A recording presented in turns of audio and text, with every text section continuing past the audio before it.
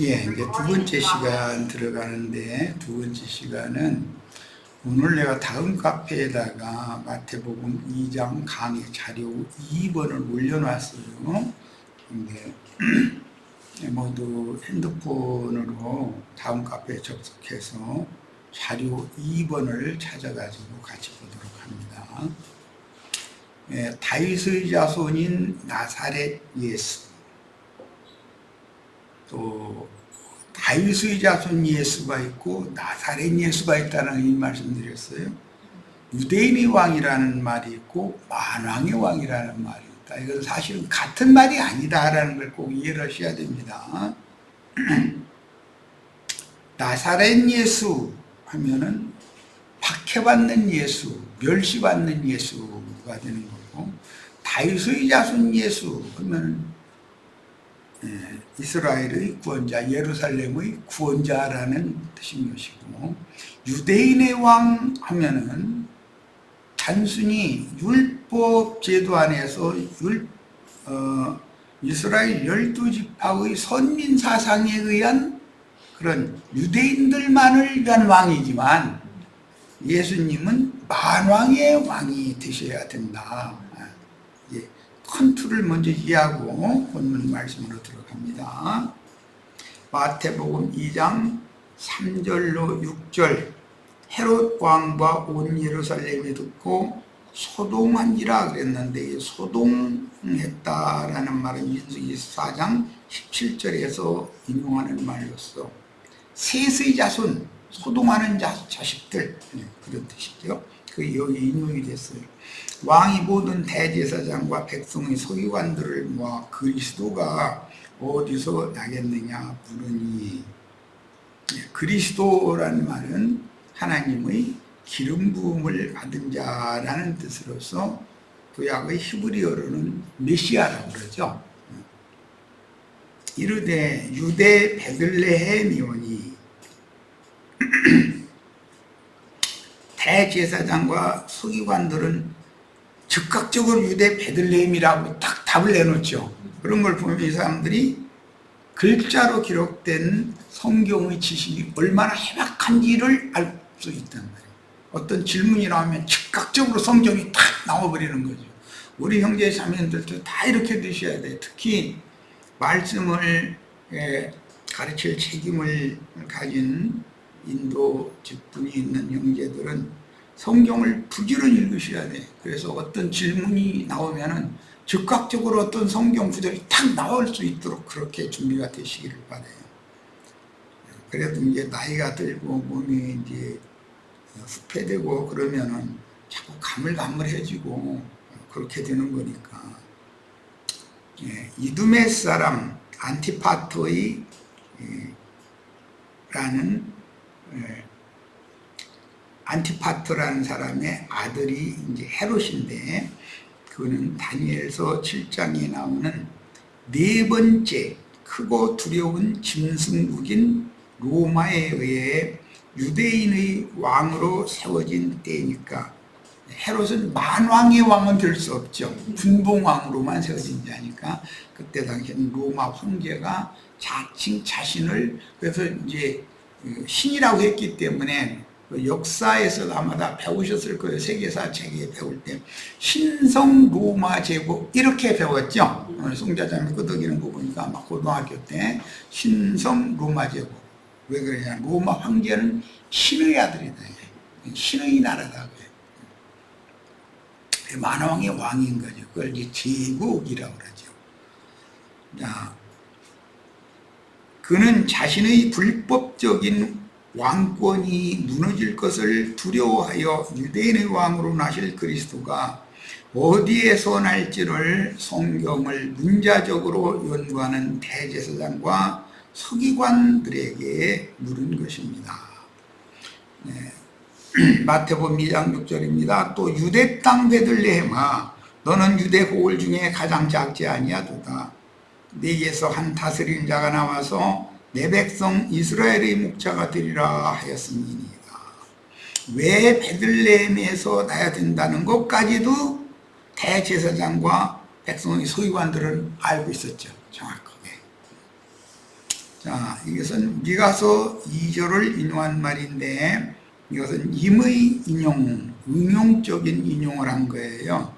베들레헴 에브라다야, 너는 유다 족속 중에 작을지라도 이스라엘을 다스리는 자가, 이스라엘의 왕이 네에서 내게로 나올 것이라. 그의 근본은 상고의 영원에 있느니라. 이래서 이사야 11장 1절 2절 말씀을 좀 재해석하는데, 근본이라는 것은 다윗의 뿌리다 그 말이에요. 다윗의 뿌리.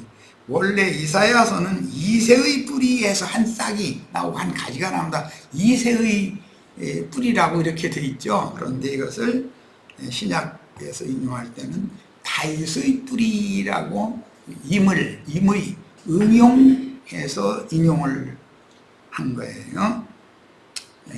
상고의 영원에 있다 그랬으니까 베들레헴에서 나실 유대인의 왕 예수의 근본은, 다윗의 근원, 상고부터, 태초부터, 처음부터 말하여 오던 그분이다 그 말이에요. 이 말은, 이것은 그분은 조물주다 이 말인 거죠. 실제로는 그 예언을 이렇게 임의 응용해서 인용을 했습니다. 이런 성경을 인용하여 유대인을 다스리는 이스라엘의 목자가, 왕이라는 말은 히브리인들의 개념에는 목자와 같은 개념이에요. 목자가 양을 보살피고 먹이고 이렇게 치고 하는, 그게 다스린다라는 개념이에요. 성경이 말하는. 유대인의 왕으로 나시니라고 해석한 동방박사들의 전언을 듣고 헤롯이 왕위를 지키려는 간교한 술수를 숨기고 거짓말로 질문을 한 것에 대한 답변을 이렇게 정확하게 성경을 인용을 할 줄 알았다. 그런데 그 성경의 깊은 속뜻까지는 몰랐다는 것이죠. 이제 이것이 비밀이죠. 빨리 좀 끝내야 되겠네. 마태복음 27장 37절에 보면 예수를 사형수로 해서 예수를 죽이는 데에는 이 3인방이라고 이제 흔히 말하는 빌라도, 헤롯, 유대교 대제사장, 그를 추종하는 자들, 이제 이 사람들에 의해서 죽는데, 예수가 죽어야 되는 죄목이 뭐냐면, 십자가에 달린 예수의 머리 위에 이는 유대인의 왕 예수라고 죄패를 그렇게 써서 붙였더라는 거예요. 그러니까 유대인의 왕 예수는 죽어야 된다는 말이죠. 누구에 의해서? 3인방에 의해서, 소동하는 자식들에 의해서, 바다 짐승, 땅의 짐승 두 부류에 의해서 죽게 돼 있다. 즉 세상은 이 예수를 절대로 용납할 수 없다, 죽여야 된다, 그런 말이죠. 이것이 영적 애국, 영적 소돔인 세상적인 이스라엘 나라, 특히 예루살렘의 기득권자들의 행태다, 그런 말이에요. 이것은 매 세대에 동일하고 오늘 우리에게도 동일하다. 그 다음에 요한복음 19장 19절로 22절, 빌라도가 패를 써서, 이건 죄패를 말하는 거예요. 십자가 위에 붙이니 나사렛 예수 유대인의 왕, 이렇게 써서 붙였다는 거예요. 예수는 무슨 예수? 나사렛 예수, 유대인의 왕이라는 그것이 죄명이에요. 예수께서 못 박히신 곳이 성에서 가까운 거로, 이 성이라는 건 예루살렘 성을 말하는 거죠. 많은 유대인이 이 패를 읽는데 히브리 말과 히브리어와 로마어와 헬라어로 기록이 되었더라. 당시에 세계의 공용어예요. 종교적인 용어는 히브리어로만 돼 있어요. 성경이라는 것 당시 이제 구약 성경밖에 없는 시대였기 때문에 히브리어, 물론 이제 이 히브리인들의 그 조상이 셈이고 셈의 그 후손은 하란과 나홀이었기 때문에 아람어가, 나홀 성 사람들은 아람어를 쓰잖아요. 히브리어를 쓰지 않고. 그래서 구약 성경이 히브리어와 아람어로 되어 있는 거예요. 이치를 아셔야 돼요. 그 다음에 로마어는 이 라틴어인데, 라틴어는 그때 당시 로마 사람들은 로마 제국 초기 시대에는 자기네 나라의 언어나 글자 이런 것을 다른 그 분봉왕국들에게 강요하지를 않았어요. 일본은 그 일본의 가나 또 뭐 그 숫자 뭐 1, 2, 3, 4 뭐 이렇게 나가는 1, 2, 3, 4 이걸 그렇게 하죠. 그런 걸 강제로 가르쳤잖아요. 그리고 조선말을 사용하지 못하게 했단 말이에요. 그런데 로마는 관대한 정책을 편다 이래가지고 다른 나라의 언어 말살 정책, 문화 말살 정책을 처음에는 강력하게 실행하지 않았어요.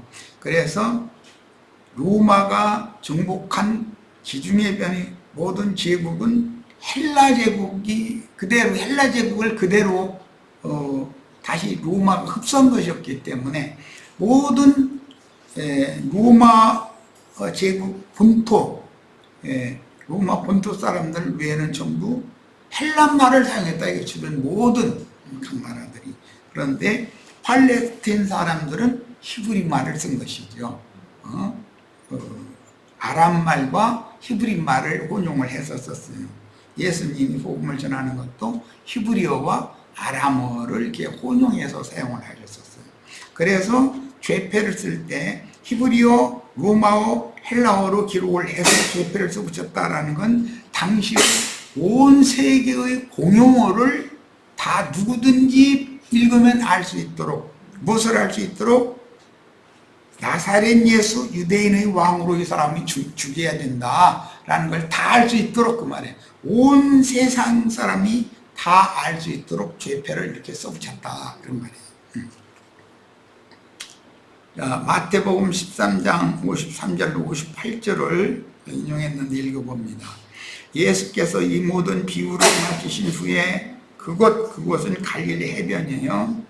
해변을 떠나서 고향은 여기서의 고향이라는 건 베들레헴을 말하는 것이 아니라 나사렛에서 자랐기 때문에 나사렛으로 돌아가서 그들의 회당에서 가르치시니 그들이 놀라 이르되 이 사람의 이죄와 예수님이 자라신 곳 나사렛 동네 사람들이 하는 말이죠. 이런 능력이 어디서 났느냐고 놀랬다는 거예요. 이는 그 목수의 아들이 아니냐. 그 목수는 요셉이죠. 그 어머니는 마리아, 그 형제들은 야고보, 요셉, 시몬, 유다라 하지 않느냐. 그 누이들은 다 우리와 함께 있지 아니하냐. 그런즉 이 사람의 이 모든 것이 어디에서 났느냐. 이 모든 것이라는 말은 이런 가르치는 지혜와 능력을 말하는 거예요. 이게 어디서 났느냐 말이에요. 우리와 같이 잘한 사람인데 갑자기 이런 지혜와 능력이 어디서 났냐 이런 거죠. 예수를 이런 지혜와 능력이 나타나면 예수를 존경하고 따라야 되는데 배척했다는 거예요. 이해는 되죠? 우리 이순희 자매요 저기 신안 그게 무슨 도 거기가 자은도? 자은도도 이제 도라고 하면 그 섬은 크니까 뭐 자은도 이제 초등학교에 있는 그 읍이나 면사무소 그 동네 사람들은 이순희를 다 알 거 아니에요. 같이 자란 사람들은. 그런데 어느 날 와서 전도하러 와가지고 지혜로운 말을 하고 막 능력도 행하고 그러면은 오히려 받아들여야 되는데 이상한 일이 벌어졌네. 우리 동네 살할 땐 제가 그렇게 똑똑하고 본 것이 없었는데 뭐 이런 식이고 배척하게 마련이잖아요. 인간적으로 보면 배척하게 돼 있다는 거예요. 사람을 외모로 보면 하나님의 일이 중심을 보는 그런 눈이 열리지 않으면 하나님의 일이 깨달아지지 않으니까 배척할 수밖에 없는 거죠. 그런 말이죠. 예수께서 그들에게 말씀하시되 선지자가 자기 고향과 자기 집 외에서는 존경을 받지 않음이 없느니라 하시고 그들이 믿지 않음으로 말미암아 거기서 많은 능력을 행하지 아니하시니라. 요한복음 7장 14절로 18절을 봅니다.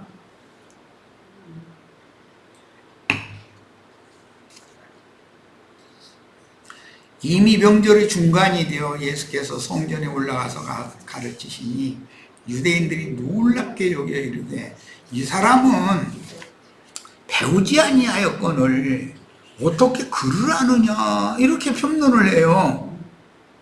그러면 그때 당시 예수님이 사용하던 히브리어나 아람어를 배우지 않았다, 글자를 배우지 않았다 그 말이 아니고 회당에서 가르칠 자격을 받으려면 랍비 학교에 가서 유대교의 랍비에 의해서 교육을 받아야 되는데, 말하자면 신학교육을 받아야 되는데 이 사람은 그런 교육을 받지 않았는데 어떻게 이런 영적인 글에 대해서 아느냐 그 말이에요.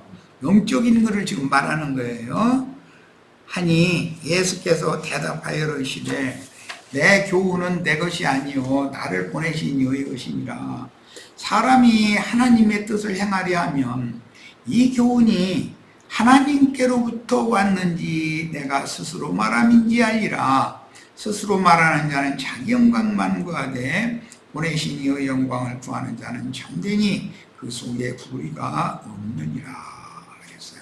나사렛 예수라는 그 당시의 호칭은 그 당시 유대교 공회원들처럼 율법을 랍비 학교에서 수학한 적이 없는 평민, 소위 오늘날로 말하자면 평신도라고 멸시하는 말이었다. 나사렛 예수라는 말은 무식쟁이, 평신도, 신학도 하지 않은 사람들 그런 뜻이다 이거예요. 후에는 나사렛 이단자라고 할 때 예수를 표현할 때 나사렛 이단자 이렇게 표현하게 되죠.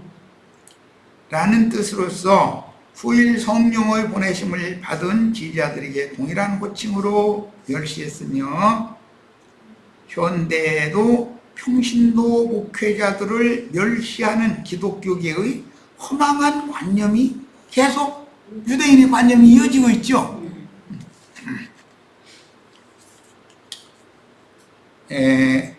지금 사도행전 4장 13절 인용했고 사도행전 22장과 26장을 인용을 이제 했는데 거기 보면 사울이라는 사람이 가말리엘의 문화생 출신이고 아주 율법에 열심인 사람이었어요.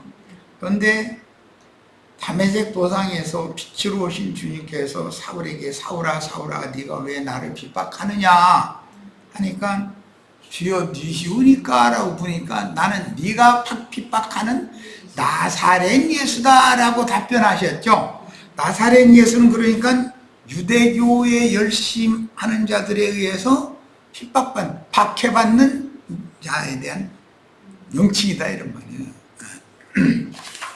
자, 21절 유대인의 대제사장들이 빌라도에게 이르되 유대인의 왕이라 쓰지 말고 자칭 유대인의 왕이라 쓰라. 왜 이렇게 말했을 것 같아요? 대제사장 무리는 헤롯과 그래도 여전히 손을 잡고 있는 중이다라는 걸 알 수 있죠. 헤롯을 유대인의 왕으로 인정하는 거잖아요. 그 뜻이잖아요. 빌라도는 이 대제사장들이 하는 것이 마음에 안 드는 거예요. 그러니까 내가 쓸 것을 썼어. 더 이상 말하지 마. 이런 식으로 얘기한 거죠.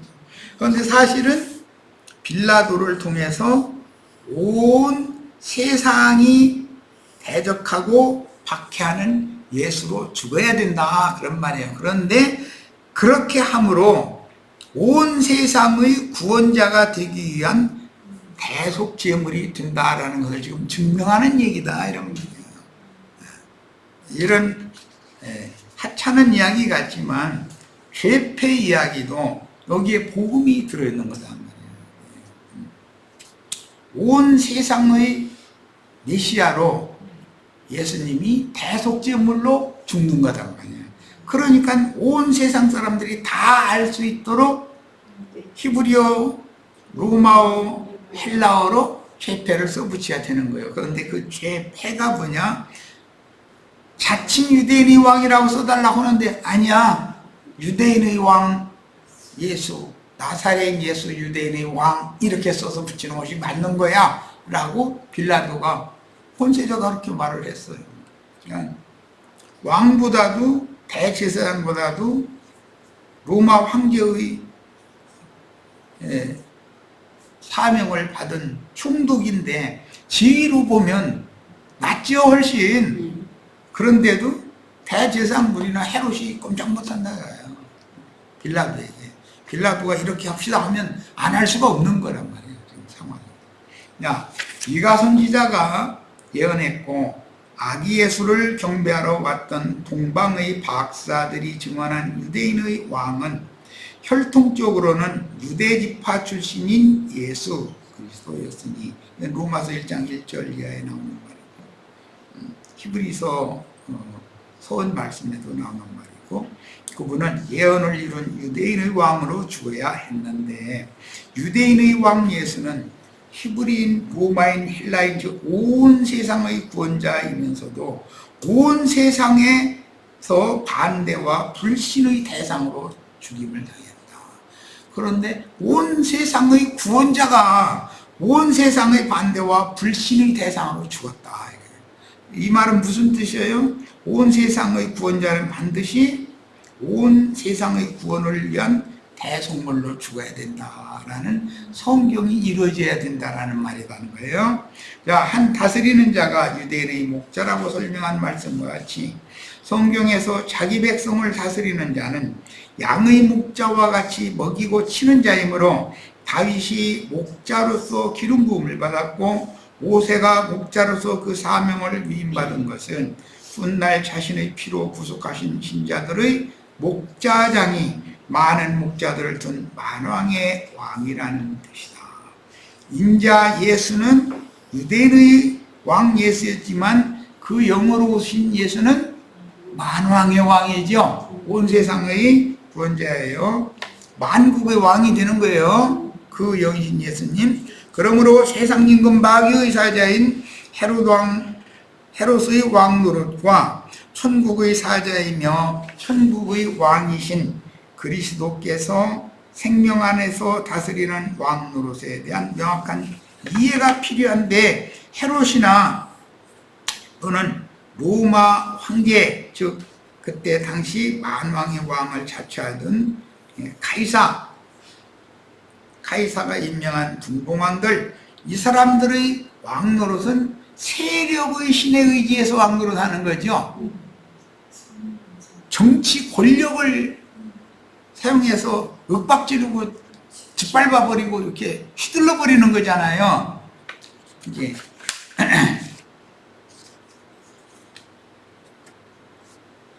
그런 왕노릇과 예수님이 말씀하신 천국의 왕노릇이라는 의미를 이해를 잘해야 된다.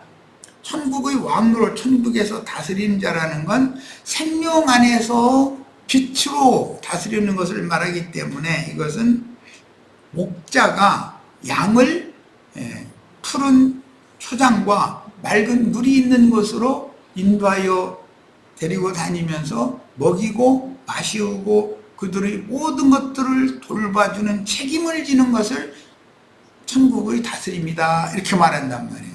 이게 교회에서 이제 우리는 목자 노릇을 하는 목회자들의 행태를 보면 저 사람이 하나님의 보내심을 받은 양의 목자인지 권세를 가지고 찍어 누르고 휘어잡고 짓밟아버리고 그러는 마귀의 사탄의 사자인 일을 금방 구분할 수 있죠.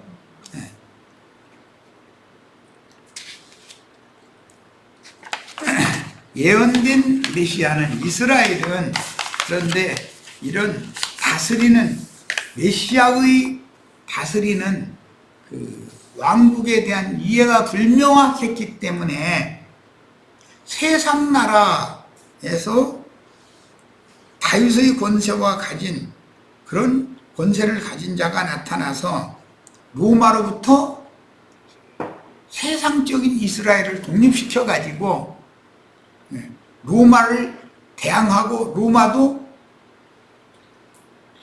이스라엘을 함부로 할 수 없는 그런 왕국을 회복하기를 고대했다 이거예요. 그러니까 그들의 메시아 사상이, 메시아 관이 영 안 맞는 거죠. 예수님이 생각하고 있는 메시아 관과는. 그래서 이것이 오늘날 기독교계에도 똑같이 적용이 된다. 교회와 세상 교계는 관념이 너무 하늘과 땅으로 극과 극으로 다른 거예요. 자, 그 다음에 요한복음 17장 2절로 3절을 봅니다. 아버지께서 아들에게 주신 모든 사람에게 영생을 주게 하시려고 만민을 다스리는 권세를 아들에게 주셨으니 그렇소이다. 만민을 다스린다라고 할 때 이것은 로마 황제가 로마 제국을 다스리는 것은 하나의 표상일 뿐이지, 만민을 다스린다라고 할 때 이것은 모든 민족에게 파송하신 성령께서 파송하신 제자들을 통해서 전도를 하게 하고 전도를 받은 사람들의 심령과 마음을 주님께서 영으로 다스리는 세계를 말하기 때문에 천국의 통치라는 것과 세상 나라의 통치라고 하는 것은 개념이 어떻게 다른지를 정확하게 알아야 된다. 우리가 이제 이 교회 시대가 끝나면 오는 새 시대에는 그 천년 차기까지 그리스도로 더불어 제사장이 되어 천년 동안 왕노릇하고 그 천년이 참되면 또 세세토록 왕노릇한다 그러는데, 성경이 말하는 왕노릇이라는 개념과 세상 사람들이 말하는 왕노릇이라는 개념은 전혀 일치되는 개념이 아니다 하는 거예요. 성경에서 왕노릇하는 건 빛으로 다스리니까 빛이 사람의 심령과 마음에 충만하게 되면 사람의 마음에 가득하던 어둠은 쫓겨나가죠. 사람이 빛의 세계에서 밝아지게 되잖아요, 다 같이. 그 빛은 곧 생명이다 이거예요.